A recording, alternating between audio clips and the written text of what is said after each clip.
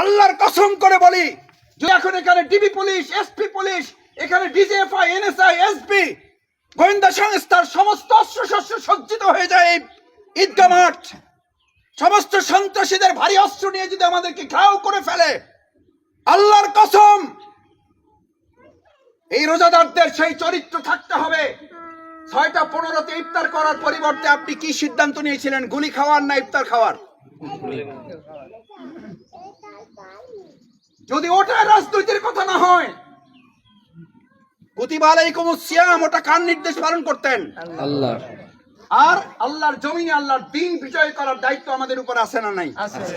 এটা কার নির্দেশ? আল্লাহ।